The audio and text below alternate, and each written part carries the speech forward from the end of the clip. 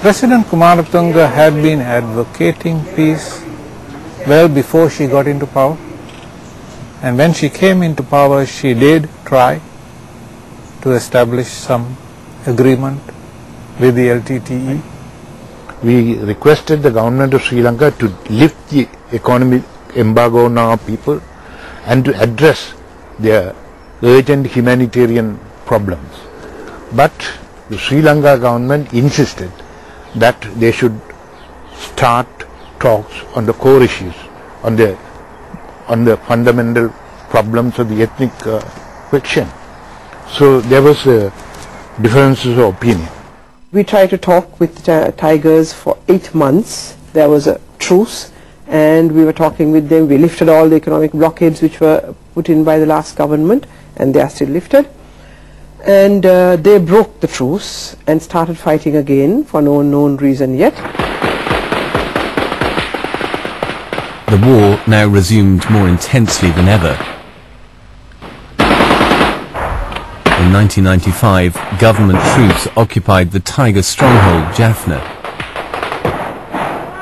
President Kumaratunga hoped military success would force the rebels back to the negotiating table, this time on her terms. Victory appeared to be in sight. I request every citizen to celebrate our victories calmly and peacefully. The war effort was not or never will be against the Tamil civilians, but against a ruthless group of terrorists who do not want peace. We must in no way harass the Tamil community by word or by deed. Tens of thousands of Tamils were ordered to leave the Jaffna Peninsula by the retreating Tigers. Many died in the fighting. Tamil refugees inside Sri Lanka now numbered well over 500,000.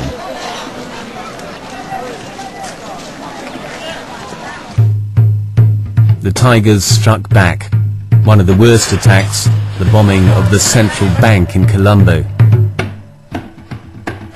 91 people died.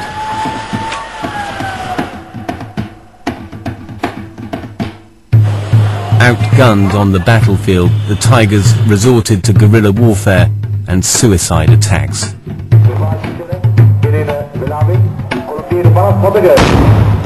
Like her mother, President Kumaratunga was also targeted. She survived, but lost an eye. The Tigers also struck at the economy. An attack on Colombo airport destroyed half the country's airline fleet. Tourism slumped. The government was finally ready to talk again. So were the Tigers. Heavy casualties meant they were running out of recruits.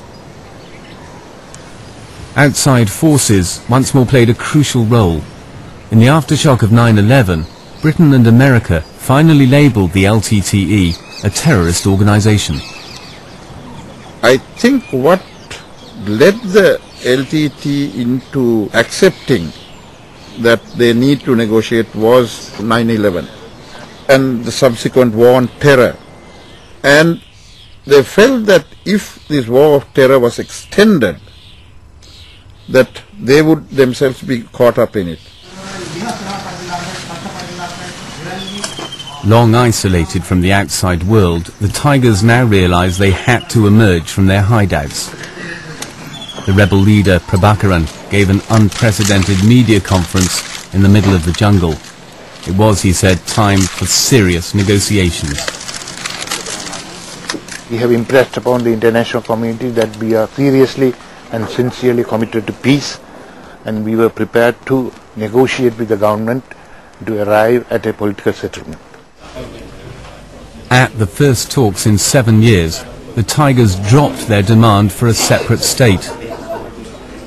A historic handshake.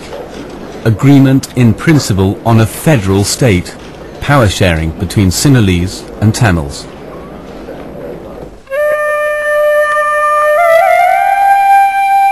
Two years later, the ceasefire still holds, but the talks are suspended. intense political rivalries in Colombo have undermined the peace process.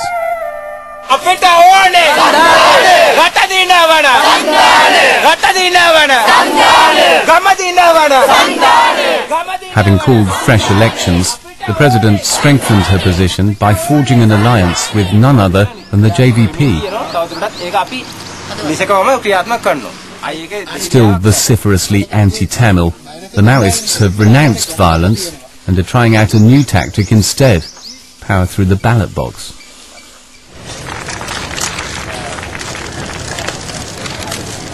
The election result gave President Kumaratunga the chance to pick the Prime Minister she wanted. But for the peace process, the outcome looked ominous.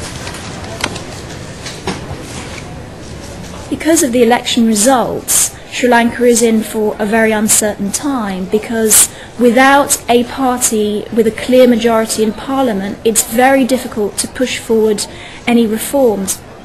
The JVP are quite critical of the LTT demands for federalisation or any sort of more forms of devolution. So because of that, recently the LTT has withdrawn again from the peace process because it sees that the main party in power itself is not clear about what stand it should take in the peace process.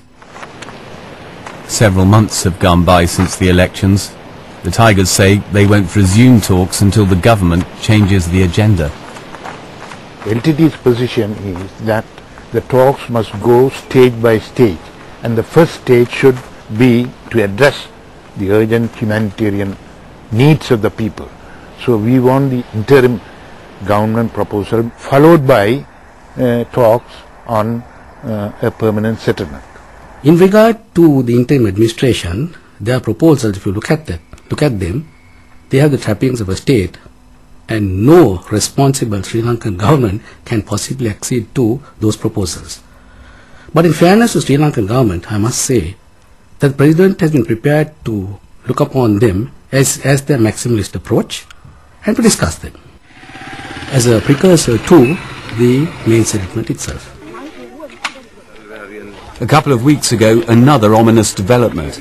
8 Tamil men shot dead in the suburbs of Colombo, members of a breakaway faction of the rebels. The Tigers accuse the government of encouraging the split in rebel ranks. For now, the ceasefire is holding, just an achievement in itself after the loss of 65,000 lives.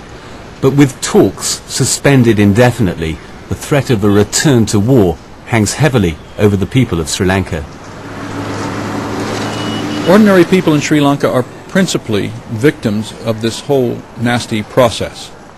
Their sons and daughters have been killed in combat and in terrorist incidents in some cases.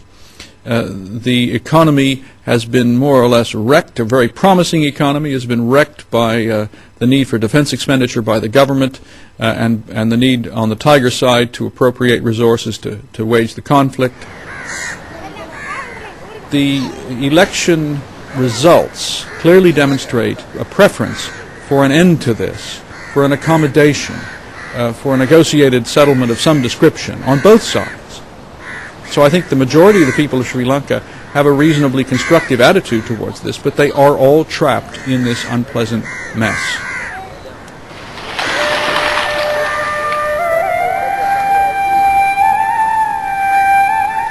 Sri Lanka needs peace. Sri Lanka wants peace. Both the Tigers and the government accept a military solution is impossible. Any negotiations are bound to be fraught with difficulties.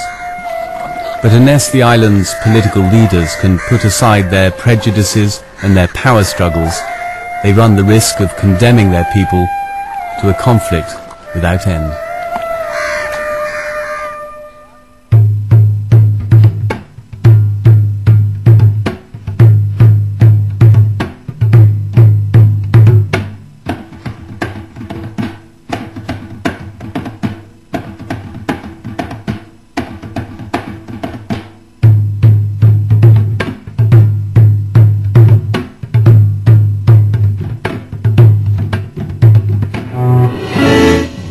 Next week, Hotspots is